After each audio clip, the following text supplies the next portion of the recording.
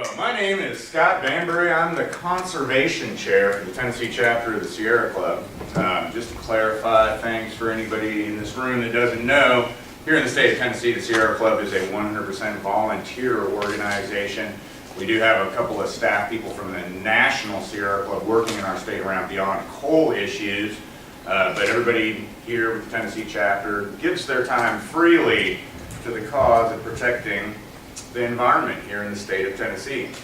Sierra Club is the nation's oldest environmental organization, founded in 1892 by a fellow named John Muir, who thought it would be a good idea to set aside a lot of wild spaces for people to recreate in and to protect the favorable flows of waters and habitat for wildlife, provide refuge for spiritual exploration.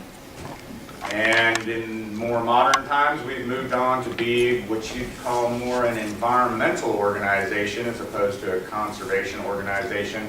And today, faced with the threats of global climate change, we're working primarily on moving America and the rest of the world away from the use of fossil fuels so that we can leave all of the carbon that we can in the ground as opposed to putting it into the atmosphere. I like to say fossils belong under the earth or in museums and nowhere else.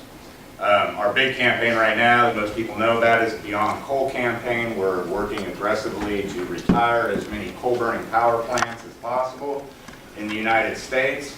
We're supported in doing this by the mayor of New York City, Mr. Michael Bloomberg, who's been very generous with his funding of this campaign. Beyond coal, we have Beyond Oil, which is another one of our primary top-level campaigns in the United States, and we're working diligently to make sure that we're not going after non-conventional oil sources. It's a tricky situation because we've gone past peak oil, and people have not really gotten the message on that. And we're getting conflicting messages now from the media and industry that we have vast new resources yet untapped that we can get into through the process of hydraulic fracturing of shale supplies and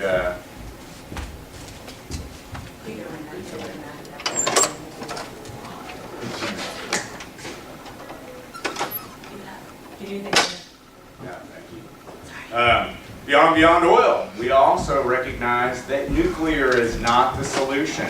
Happy to say that we just returned from San Francisco, where the volunteer-based Council of Club Leaders passed a resolution recommending that the National Board of Directors of the Sierra Club elevate our No Nukes campaign to equal standing with all of our other anti-dirty fuel campaigns. And then that brings me to Beyond Natural Gas. The Sierra Club, like many organizations, early on embraced natural gas to some extent as what people would call a bridge fuel because of its lower carbon dioxide output when it's burnt for generating electricity. We actually had a little snafu where the Sierra Club took a little bit of money from Chesapeake Oil Company, one of the primary players in the hydraulic fracturing world. And once it was realized that that was the case, volunteer leadership within the club pushed hard. We let our executive director at that time go and replaced him with a new executive director, Mr. Michael Brune, who has done a marvelous job of cleaning up the club's reputation in that regard. Here in Tennessee, we're focused heavily. I wish I could blow that up, but it's a low-res version, and it was actually looking worse if I blew it up. We're focused on shutting down coal-burning power plants under a consent decree that was awarded to the Sierra Club and several southern states and the EPA regarding the emissions of sulfur dioxide by TVA's coal-burning power plant fleet. They were ordered to immediately shut down several and then given a time period in which to decide whether they wanted to make major investments in clean air technologies, scrubbers on their power plants that would remove that sulfur dioxide. I'm happy to say that TVA is actually choosing to retire most of those plants. We're expecting an announcement next month in regards to the Allen steam plant in my hometown of Memphis, where they're going to replace that coal burning facility with a modern combined cycle natural gas facility. Now, we don't like the idea of natural gas as a replacement fuel in the long term because it's still a fossil fuel, still going to contribute to climate change. However, running a combined cycle plant in Memphis is going to allow us to have the ability to turn it on and off as needed, which will make us be able to accommodate the intermittent power supplies of wind power generation, which will be being delivered to the TVA system via a company called Clean Line from Oklahoma. By 2017, we're supposed to have 3,500 megawatts of wind power available to us. We're campaigning hard right now to get TVA to make purchase agreements on that wind and to increase the capacity of their solar program so that we can have more distributed solar come online. Again, moving to a combined cycle natural gas plant, not the best thing as a replacement in the long run, but it is more flexible in that you can run it when you need it, and when you don't need it, when the wind is strong or the solar is coming in, we can move on to those sources. This is a picture from our fabulous Frozen Head State Park here in Tennessee, where last week we got to take the Society of Environmental Journalists on a tour of oil and gas wells. They had originally been promised to go on a field trip led by the Tennessee Oil and Gas Association, but at the last minute the Oil and Gas Association decided that they didn't really want to take journalists out to see oil and gas operations in the state of Tennessee. That left the society in a tight spot in terms of having a bus chartered already, and a bunch of people signed up to go on this field trip, so they called me and said, "Hey Scott, will you take us?" And I said, "I absolutely will, because I know where there's nice leaking oil and gas wells that you can get a sense of things." It was a fabulous trip, very well attended. This is a typical oil and gas well here in the state of Tennessee. Doesn't look like much. I know people are used to seeing these pictures of this big rig that's drilling down into the ground with many trucks of toxic chemicals around it. Well, we haven't ever got a hold of one of those while it's doing that in the state of Tennessee. We don't have very good public notice on these things. We know basically when a permit is issued and the time frame in which they might be actually doing drilling and fracking, but we don't have public notice of the actual day and place that it'll occur. We haven't caught them yet. So we go out and look at an oil and gas well. It looks kind of innocuous. Cleared pad. We've got this tank that you see in the background is where the oil coming out of this well is collected. Is that just a conventional one, a small old conventional? Most of these started out being conventional wells, and then they started coming back in and fracking them, for increased productivity. This particular one is on our list as one that was fracked. Here in the state of Tennessee, unlike you've probably seen coverage of drilling operations, fracking operations in Pennsylvania where they use immense quantities of water. So you have like a large, pond for that flow back to collect in. Here in the state of Tennessee, they're using nitrogen foam as the pressurizing agent. It doesn't require all that water, but then it's the same process in terms of putting sand down in with the foam and propping open the cracks, the fissures that result from the pressurization of the well. So you're looking at an oil tank that's collecting the oil that's coming up out of this well, and then a system for getting the dry gas out and into a pipeline, and there's a pipeline we'll show pictures of later that carries the natural gas away. So we do have trucks have to come up and visit the site and take the oil out of that collection tank every once in a while. Here's another view of one of these tanks.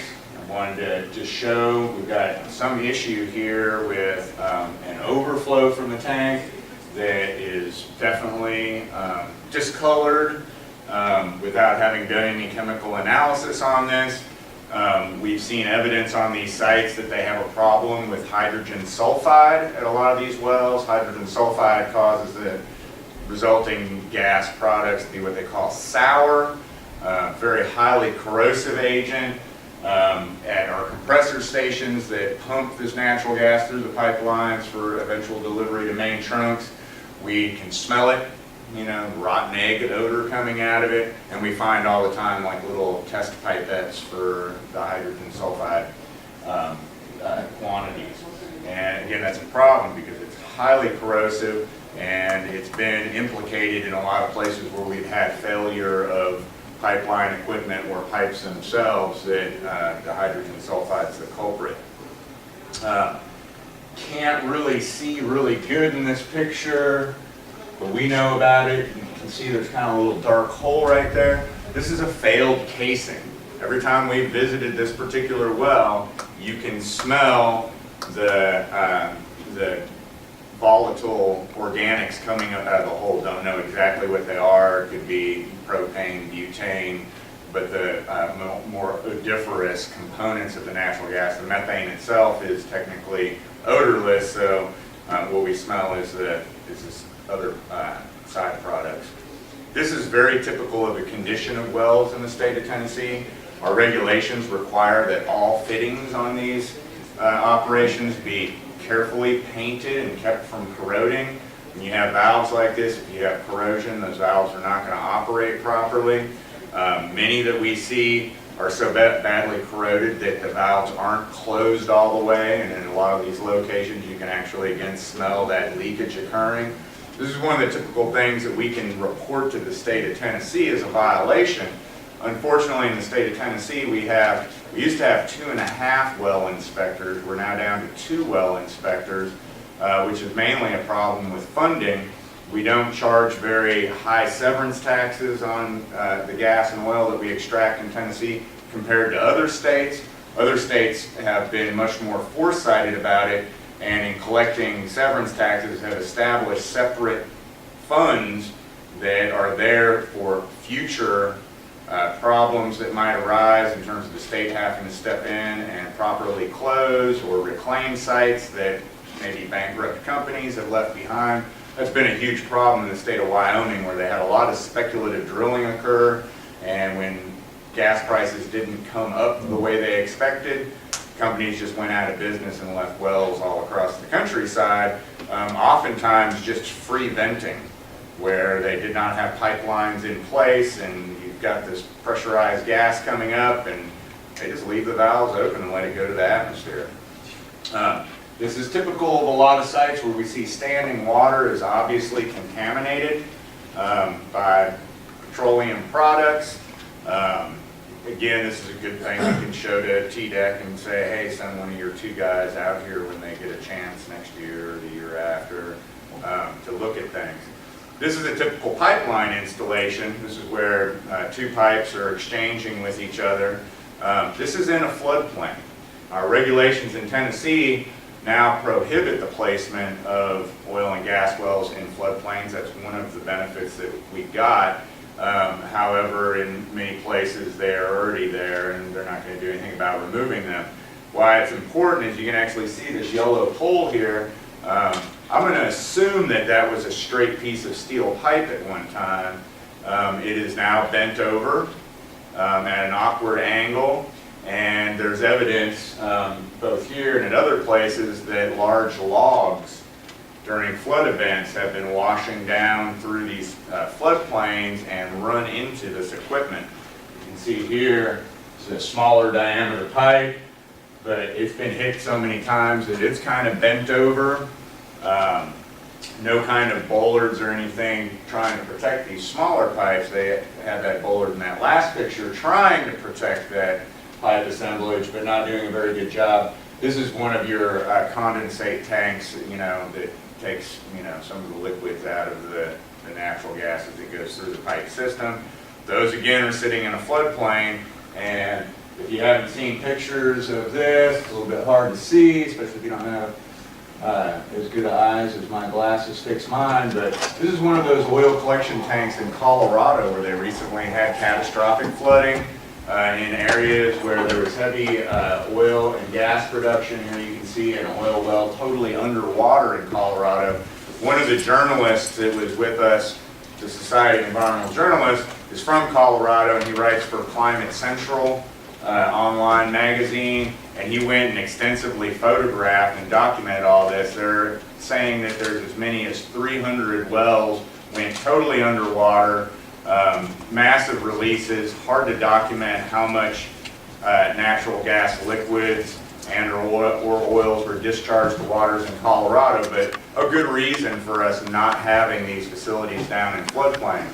This is the chair of the Sierra Club. Bless you. In Tennessee, he's back in the back of the room. This was 200 feet away from an oil and gas well in Frozen Head State Park that was putting off those smells like flammable, materials coming out of it. And here there's a wildfire happening right there. We talked to the ranger, and she thought that it was probably started by locals who are upset that they've lost their traditional family hunting rights on these grounds because of the danger of maybe gunfire rupturing a pipeline or damaging one of the wellheads. And so the locals, they're mad. They don't like that, whether or not it's their land. In this case, it's land that's under a conservation easement management agreement with state parks. They used to have access to it, for multiple generations. They don't like being told that they can't come anymore. Now, we just saw like some of the discrete threats or dangers from oil production, but there's been, I think, far too much focus on whether we're going to contaminate groundwater supplies and or have these discrete in-place impacts. It's putting us in a situation where in a lot of state governments they're handing us regulations that deal with technical issues like the cementing of the wells, to prevent intrusion into groundwater sources, but it's leaving out the big picture of the kind of very dramatic habitat fragmentation and larger watershed and landscape scale impacts that you have from the building of all these roads. Every road you see on this map, this is out of a study that was done by the Bureau of Land Management on the impacts of hydraulic fracturing.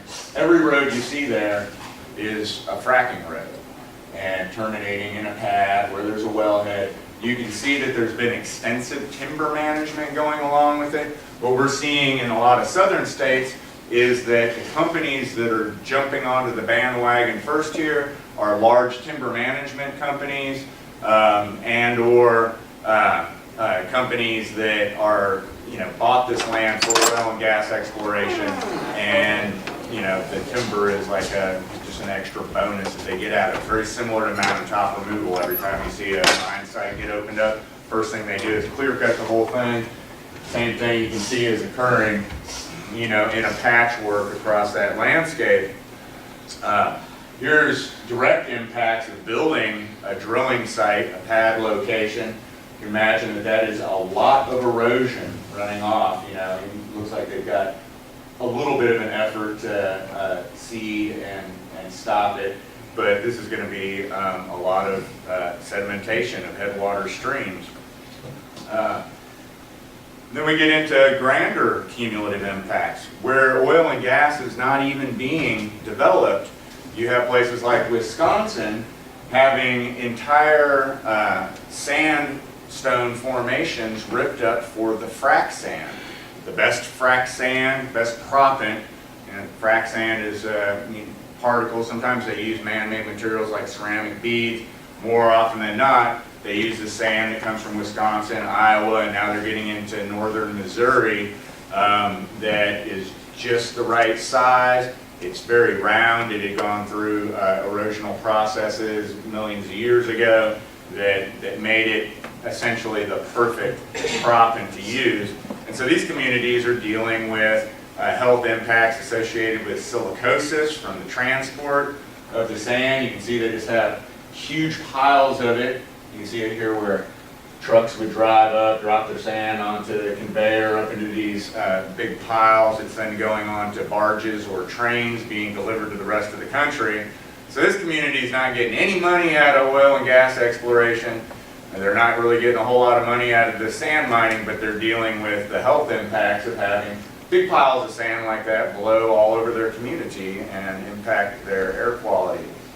The other impact that we're seeing across the country is the building of pipelines, long linear clear cuts, and with the associated risks of explosions. This explosion just took place in Oklahoma last week. You know, an unexplained catastrophic failure that somehow got ignited, and you know, when this happens in a community, you could have serious loss of life, and you have emergency personnel that are having to deal with it. This is in Arkansas, in Mayflower. A good friend of mine was one of the first citizen activists to respond to this situation where a tar sands pipeline, people didn't know that it was tar sands going through this pipe. When it had first been built, it was more conventional oil. They switched over to doing tar sands. They had a rupture in the pipe in this neighborhood into Lake Conway, and Exxon had no material data safety sheets on file for all of the chemicals that were in this tar sands oil as a solvent to lower its viscosity so that it can be pumped. She actually had to call me because she didn't have an internet connection. I had to go look it up on another company's website, you know, that was doing the same process. We just kind of guessed that it would be similar, so that she had something to deliver to first responders and people at the medical clinics that are seeing people come in immediately complaining of headaches and nausea, you know, and other problems. And Exxon actually had to be compelled by the Attorney General of the state of Arkansas to finally release that information some 48 hours later. So fracking is happening, you know, all across the country. What we're not really seeing on this map is that they're getting into it in California now as well. These are the shale gas plays. What gets left out of that is some of the formations that are carrying oil deposits that they don't include on this map for some reason. I, not being a geologist, don't understand why they don't do so. But you can see it's widespread across the country. The darker red areas are the places where they really expect the most production. Of course, we're sitting right here. This is where it's happening in Tennessee for the most part. We've had some speculation in buying leases in that southern portion, and they are getting into the national forests first in Georgia and Alabama and in Mississippi. A lot of times what we see is that they go after these public lands first.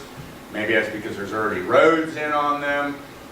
They've already got leases on or own mineral rights in a lot of these places, because when we acquired our public lands, we acquired them without mineral rights. And just to give you a sense of how this works, that's all of the pipelines that we currently have installed in the United States. So people don't really, I don't think people think about this a whole lot, but we have been very, very busy over the last 60, 80 years building all of these pipelines. Now, most of them were to deliver oil and gas products from the Gulf into Midwest and Eastern markets for consumption as home heating fuel, as electrical generation fuel, I don't know why I dropped that slide in there. Why did I drop that slide in there? Oh, because our president recently told us that we had some 100 years of oil and natural gas that we had just miraculously discovered recently, that we were going to be able to continue on our way, merry way, with our consumerism. And we don't think that that's an entirely accurate proposition, largely because he hired this guy to run the Department of Energy, who, his name is Moniz. He has subsequently given a permit. Actually, this one already had a permit before Moniz, so I want to stick this one on. This is in Quintana, Texas, on the Gulf Coast. It's an LNG export facility. Department of Energy has to okay these things for export to countries that are not already entered into a free trade agreement with us. They don't even really have to give permission to export this stuff to countries that we already have free trade agreements established with, because that was all written into those free trade agreements. The big player here is Japan. Another one of the journalists that was with us last week is a reporter from Japan, and he said that over there they are counting on the United States to supply them a vast amount of their energy needs from our natural gas shale reserves. You know, they've kind of given up on the nuclear thing over there to some extent. And so they're counting on us to export to them. So Moniz went on, and just in the last 2 months, we've permitted this port in Lake Charles, Louisiana.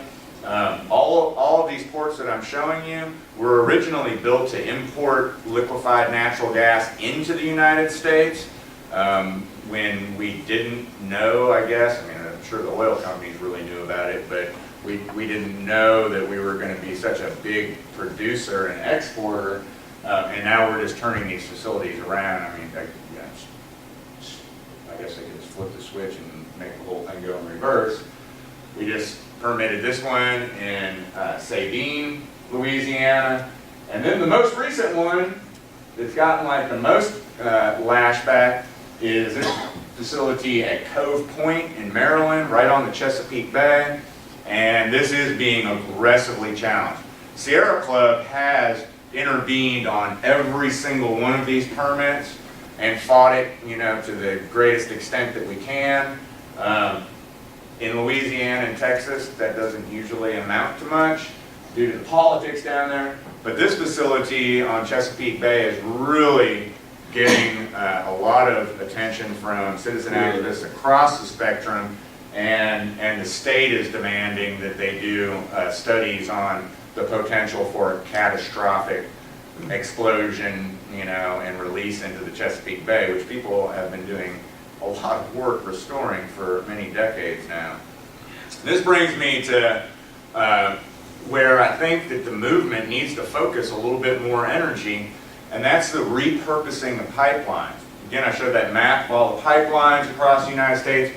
Most of them built originally and permitted originally to take natural gas from the Gulf of Mexico, where it was a byproduct of conventional oil exploration, and deliver it to market. We're now seeing many of these pipelines file for federal Energy Regulatory Commission permission to abandon in place and then reverse the direction of these pipes. This is the Tennessee pipeline. It is already worked through the system. They've got it right now out for open source agreements. FERC requires that everybody be able to put their gas into these pipelines, and so any company that's operating one of these pipelines has to, you know, notify everybody out there, hey, you want to throw your gas in here? You know, all comers, come on. You can see what the benefit of this is going to be for the industry. So you're going to be able to get oil and gas that's being produced in Pennsylvania, West Virginia, Ohio, and Kentucky down to the Gulf of Mexico for export, or the other way, over to the Chesapeake Bay to export that way. That's one of them. This is another one. This one's still in the process right now. It just closed on its public comments for its environmental assessment. FERC is claiming that there's no environmental impacts to this because the pipe's already there, it's already in the ground, there's not going to be any new digging or anything. But we think that they should be addressing the unexpected impacts, like the fact that this pipe's going to carry natural gas liquids. It used to carry dry natural gas from the Gulf to Midwestern cities. It's now being reversed with its stated intent of carrying the propane, butane, ethane, the other liquids that come up with the natural gas down to the Gulf of Mexico for export and also for use in chemical manufacturing industry as chemical building blocks. That's a very old line, Scott. What's that? That's a very old line. Oh God, it's a terribly old line. And again, it was designed for natural gas, dry natural gas, Now you're going to have, much more corrosive and more dangerous materials, and people will say, hey, the natural gas is not really, it's not a big health risk, in the kind of dispersed quantities you have. But now you've got this pipe carrying natural gas liquids, and so if you have a rupture, a spill into a body of water, into a community, onto somebody's farm field, it's mostly farmland, it's the same process, you have potential for much more serious repercussions. It is being reversed so that it can capture the natural gas liquids that are going to come out of the bluegrass pipeline. Some people may have seen, I couldn't find a good picture of them, otherwise I'd throw them up here. We had some nuns up in Kentucky, actually went and got themselves in the way of this pipeline, and they've since been conceded to, and they're promised that it's not going to go across their farm anymore. The nuns said, well, too bad, we're not going to stop fighting this pipeline wherever it goes. We've got some good nuns on our team. And again, they're building this pipe to get natural gas liquids out of these fracking fields in the Utica and Marcellus shales. Right now, we don't really know what they're doing with these things. We assume that maybe they're hauling them out via truck and delivering them to some marketplace.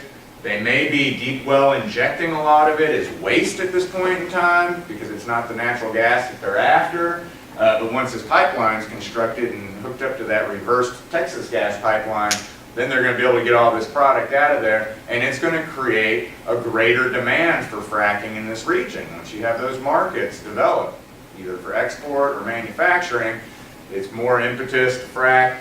We've argued to FERC that they should be doing an environmental impact statement that takes into account the cumulative impacts of making these permit decisions, and they claim that their decision has nothing to do with how much natural gas exploration is going to happen. It's just their job to determine the safety and access of companies to these pipes. Have you looked at any of the hazards analysis for these lines? I've looked at some of it, yes. Do you have a particular question about that? Well, I don't know what they're doing about the hazards of the line, and in particular where they go into the storage system and put a large quantity of highly explosive material right next to a population center. Well, yeah, one of the things that would be interesting to note on this map, where you see some of these spurs coming off, particularly when you get up into Kentucky, those are actually going to caverns where they store these products temporarily. And the same thing happens in Louisiana, and we'll see, well, you can see down here. You get down into Louisiana and they've got these old salt dome caverns that they're pumping these products into. You may have seen in the news over the last couple of years where they've actually had some huge sinkhole collapses in Louisiana, and activists down there believe that it's related to them putting these natural gas liquids and other petroleum products into these salt domes, and it's actually causing an erosion, a chemical erosion of those structures and their eventual collapse. Is FERC, where FERC is, in which department, is that Department of Energy or I do believe that is what they fall under, is Department of Energy. So Moniz is actually their boss as well, and he's very much a proponent of natural gas as being a clean, lower carbon bridge fuel to the future. That's what most of his academic studies work has been on it. I believe he was at MIT before he came to the White House.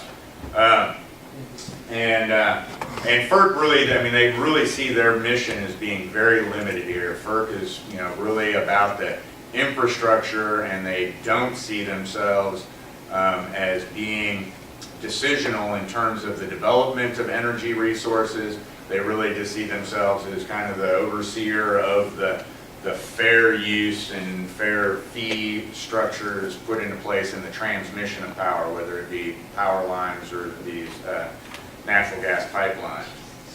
On some things, they're kind of our friends, and some things like this, they just don't think that they need to do anything more than issue a FONSI, a notice of no impact, and be done with it.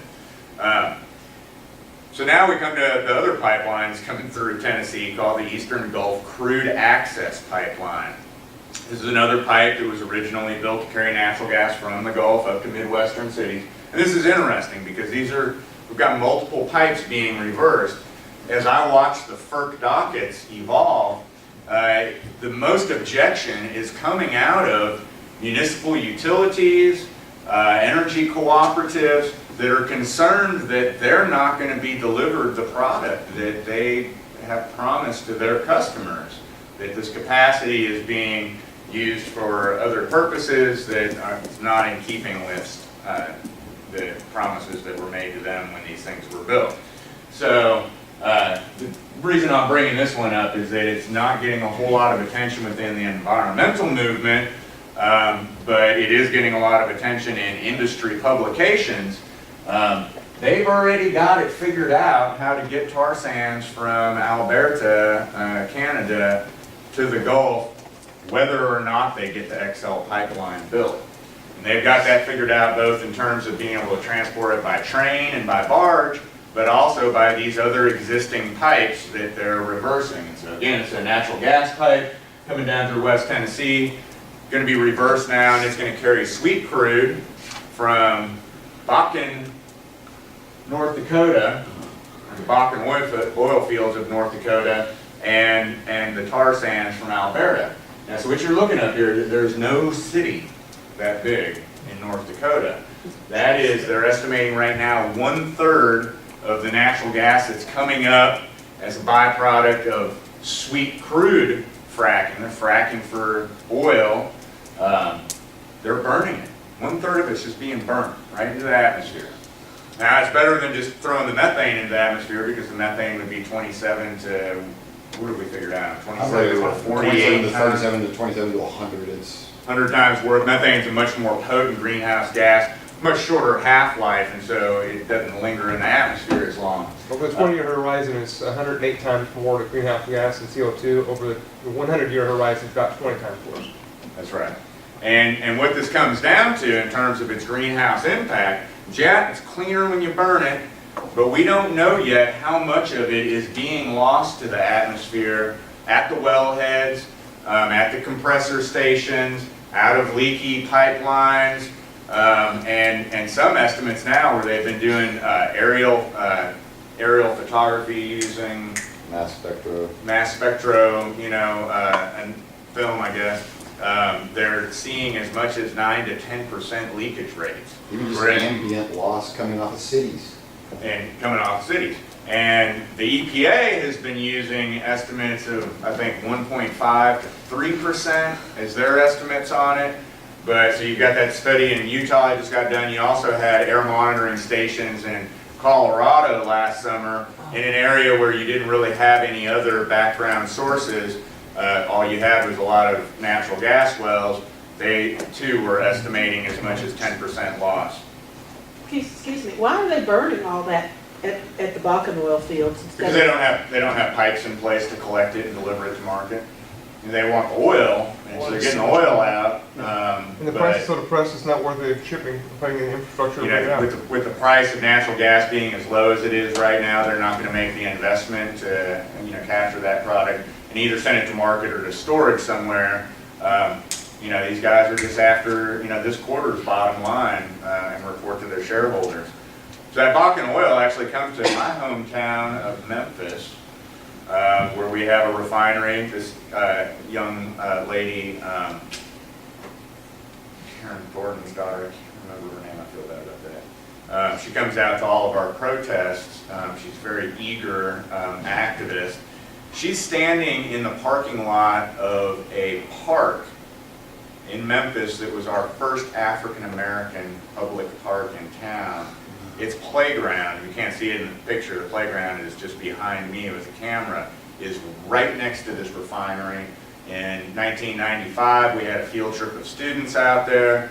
They had an accidental toluene release and several kids went to the hospital.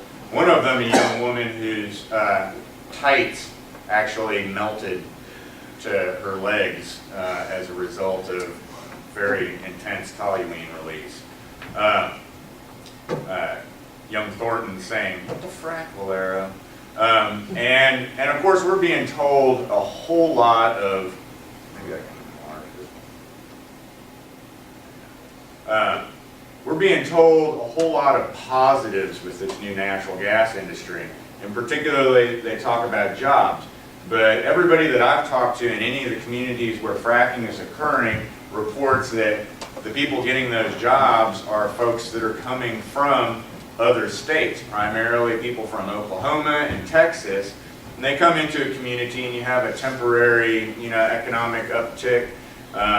Unfortunately, you have a lot of drain on your local resources in terms of your infrastructure being torn up. Roads are torn up by all this truck traffic. You have a lot of investment made to accommodate all these new people that have come to your community, but it's a boom and bust cycle, and so then you're actually left with more infrastructure to maintain and no ongoing revenue sources. People that are being fracked, people who have voluntarily sold their oil and gas rights to these companies, have oftentimes been promised 2 or 3 times the production that is actually occurring. So, it's kind of false promises on the front end. You guys are going to make hundreds of thousands of dollars. 3 or 4 years later, they're saying, oh, you know what, we're done here. It's petered out. And sorry, we didn't quite make you all that money that you thought you were going to. But now your well's bad. Your mortgage company is calling in your note because they don't like the fact that you devalued your property permanently and that's kind of reneged on the terms of your loan. And people are waking up to this. Problem is that a lot of these people are desperate to be able to solve the problems that have come with the fracking, contaminated well water, other contamination on their properties. And to get any kind of help out of these oil companies, they sign non-disclosure agreements. It's pretty famous now that there was one non-disclosure agreement signed recently where they actually tried to bind a 7-year-old child to never talk about fracking again for their life, which we all know is not legal to do. You can't bind a minor with a legal document. And Steve Colbert had a really good time with that on his TV show. So we've got a local cartoonist down in Chattanooga where we might see fracking happen someday if the prices come up, who's been very generous with his editorial cartoons, and he's pointing out here that promise of jobs is little more than what you get out of one of those disposable air fresheners in the gas station. Where the Bakken Formation is, a lot of that is on the Fort Berthold Indian Reservation. That's right. Yes. And what fracking has, what development has done to them is increase their crime rate tremendously. They don't have there's no housing up there, so there are these man camps, which brings in prostitutes, gangs, drugs. The tribe certainly doesn't have the wherewithal to take care of all this, certainly not as fast as the development happened there. So they're kind of in a pickle because they have not only the tribe with land that they can get royalties from, but also 2/3 of their population there have allotted lands. So they get, so when the oil and gas companies come in, nobody wants to be the last one, that you want to sign up about when everybody else does, or else they're going to be draining your reserves. You're bringing up like unitization Right. of oil resources, and this is another one. I can speak to Tennessee pretty clearly. In the state of Tennessee, our oil and gas and water don't mix board has actually established units of natural gas across the state. So they've just arbitrarily designated areas of a shared pool of natural gas. In Tennessee, if you had 4 owners holding land over a natural gas pool, we'll say, for example, if one of the owners is actually a family that lives there, one of the owners is a public agency, wildlife resource agency or state parks that doesn't own their mineral rights because so much of our public lands were acquired without them, and the other 2 owners are out of state or even transnational timber land holding companies. In Tennessee, a lot of our timber lands held by real estate investment trusts. And if those 2 out-of-state corporations choose to explore and develop the natural gas in that unit, then the other two owners, that person who actually lives there and that state agency, would be forced to go along with it. Now, this is a super tricky thing because those timber management companies, they both got bonuses. You know, they got given some money by the oil and gas company to, you know, cough up their leases. The people that live there, they didn't want to have natural gas exploration, and so they refused that bonus and refused to sign, but now they're forced into this pooling arrangement. Everybody has to cough up their share of the capitalization of the well and or wells. So these timber management companies got bonuses to capitalize their portion of it. Our local landowner didn't take the bonus, but they're being asked now to pay their share of putting the well in. If they don't cough up on the front end, then it comes out of their royalties on the tail end at 300% of what the oil company claims was the capitalization, their share of the capitalization cost. And that's fairly typical, I think, across the country in terms of this forced pooling. And so you're absolutely right. You know, when these guys come around, man, it's like you are under so much pressure. And I'm sure that there's, you know, deception going on too. You know, these guys selling these leases, I'm sure, are going to everybody's house saying, everybody else already signed up. And unless you're doing due diligence and calling all your neighbors and organizing them and finding out what's really going on, you're likely to believe that and you're likely to sign off. In which case, you're going to be used against your other neighbors to encourage them to sign on. So there's a lot of issues at foot here. Here in the state of Tennessee, to bring this around to, you know, kind of legal issues, we're really into the realm of legislation and trying to address some of the problems that we have. One of the problems that we have is really poor regulations that got drawn up here in the state of Tennessee 2 years ago and finally approved by our Board of Rules Review at our legislature this summer, that in the state of Tennessee they established an arbitrary public reporting and requirement for well baseline sampling. They established this arbitrary 200,000 gallons of water or more per year threshold. You're not going to use more than 200, you say you're not going to use more than 200,000 gallons of water a year, then you don't have to do any public notice. You're not required to disclose any of the chemicals you're using. You're not required to sample any of the nearby drinking water wells. And, you know, you're just basically given a free ticket to ride. The industry here is saying that they're going to use nitrogen gas, nitrogen foam for all their operations, therefore they're not going to use that much water. Our Tennessee Department of Environment and Conservation swears up and down that there's never been a well fracked in the state of Tennessee that's used more than 200,000 gallons of water. However, on this field trip with the Society of Environmental Journalists, where Mr. John Boner of the Tennessee Oil and Gas Association did show up for a minute at a gazebo to give us his sales pitch, he said that he's personally been on fracking sites where more than 400,000 gallons were used. And so we're having you know, a lot of misinformation, dishonesty going on between regulators, the industry, and so we're here in the state of Tennessee. Sierra Club is looking at initiating a petition for new rulemaking regarding our fracking regs, mainly to get rid of that 200,000 gallon threshold. Yeah. You know, Axel Winger made comments, extensive comments with Sierra Club on the fracking regulations. Attended 2 public hearings, 2 of which are here, and they totally ignored all of our comments. Ignored everything that any environmental group in the state had to say. Didn't pay any attention to it. My second thing, I don't know if I got the full. I noticed the other day that a pipeline is being funded and built with stock money to haul water from the Ohio River from Pennsylvania fracking grounds to provide the water they need to do the fracking.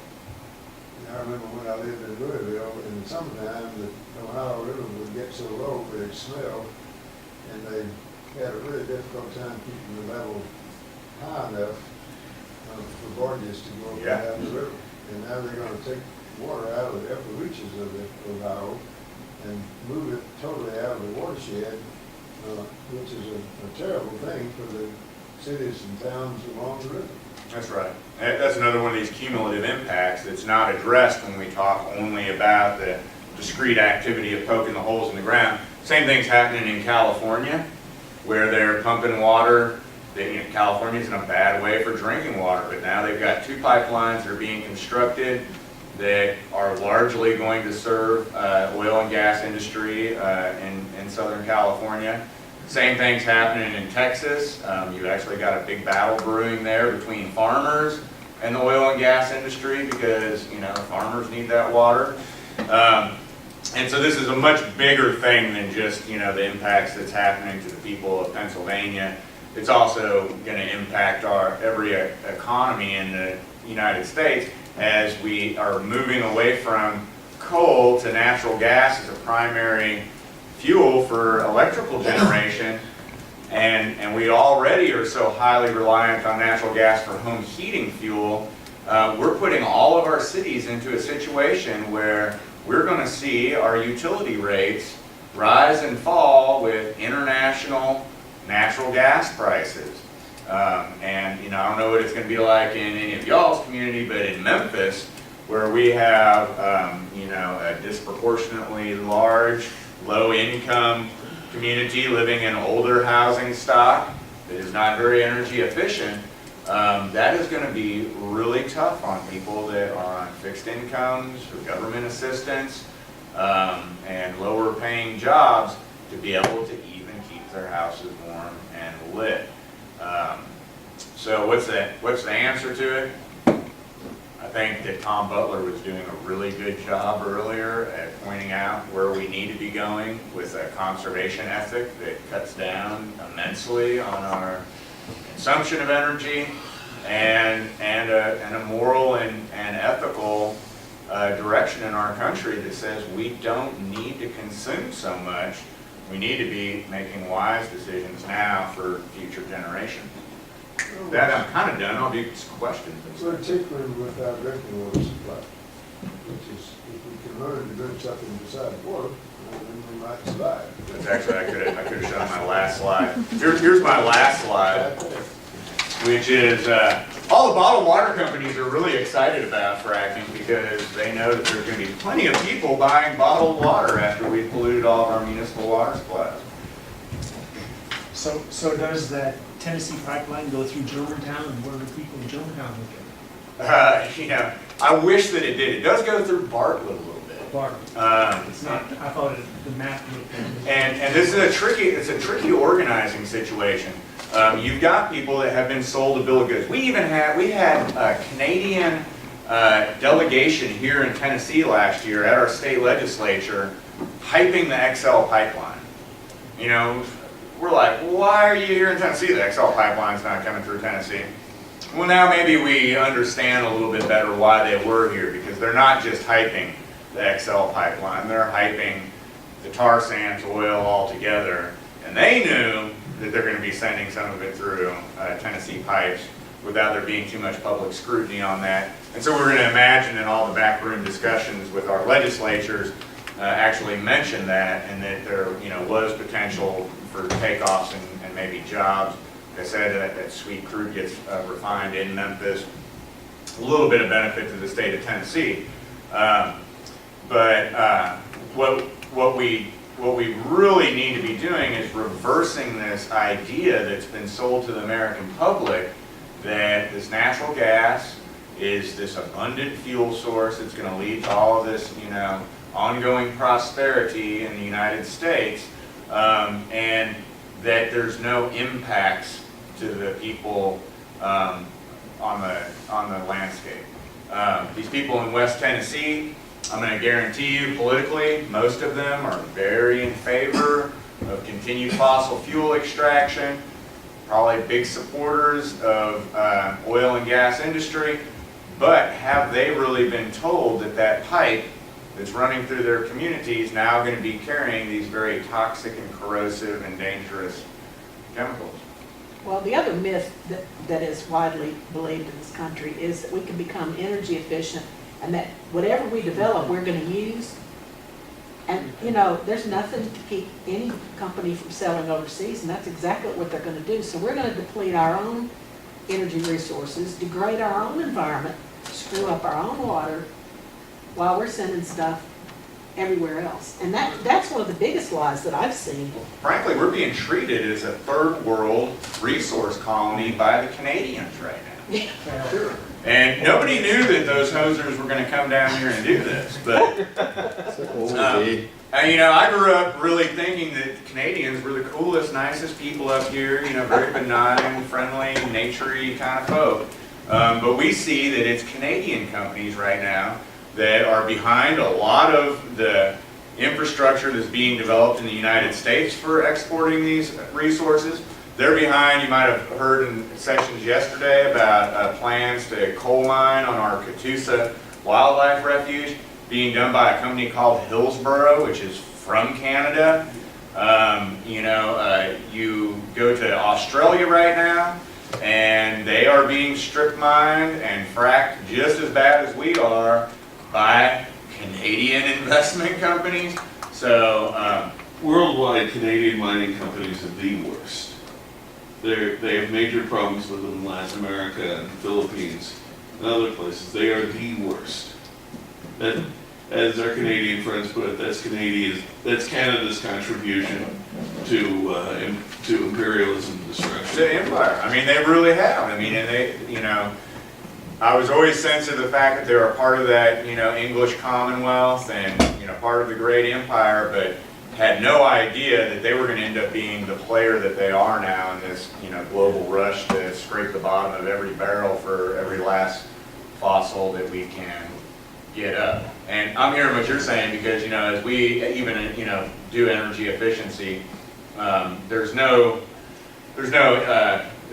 incentive for our utilities to actually reduce generation capacity. They have a greater incentive to increase consumption so that they maintain that bottom line. Some places like TVA here in Tennessee and serving 7 states around us, or serving 7 states including us, TVA has that mandate from the federal government to provide for economic benefit and future prosperity in the Tennessee Valley. And so not being just driven by their bottom line like a typical Southern company or Duke Energy, we're hoping to lead them in a direction where they actually, as they realize energy efficiency gains, we reduce the need for power generation and are able to retire our coal plants, give up all these dreams that we have about starting up nuclear reactors that have been sitting in mothballs for so long, and move towards that distributed solar generation, alternative wind energy. I'm with Tom Butler. I don't want them putting windmills up on the tops of ridges and in New England because that's not necessarily the most appropriate place for them. But I don't have a whole lot of problem with them putting them up all over Oklahoma and Texas where they now just have oil and gas wells anyhow. And those people are going to need to have revenue sources in the future as their fossil fuels run out. I can see them from the road I go leave on from my house. That's right. Yeah, got a I see couple my of them. windmill from the top of the bridge over there in the couple of mountains on a clear day. I forget the movie, but it's come out of Appalachia in the last mountain, I think, and they talk about how much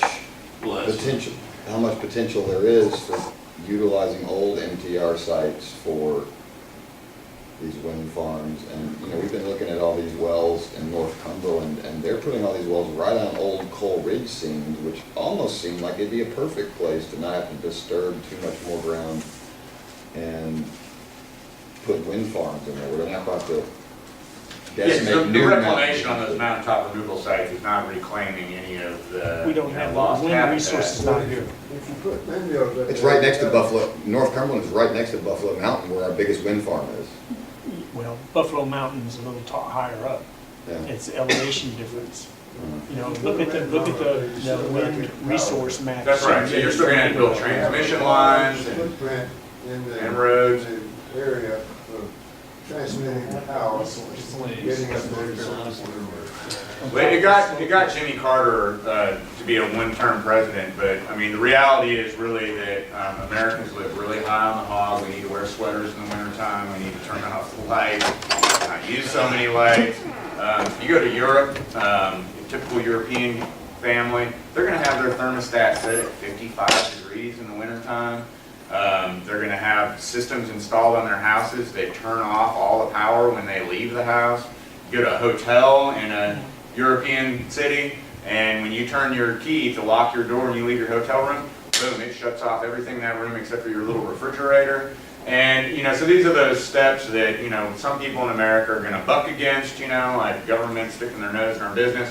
We're having a big debate in Memphis right now over smart meters.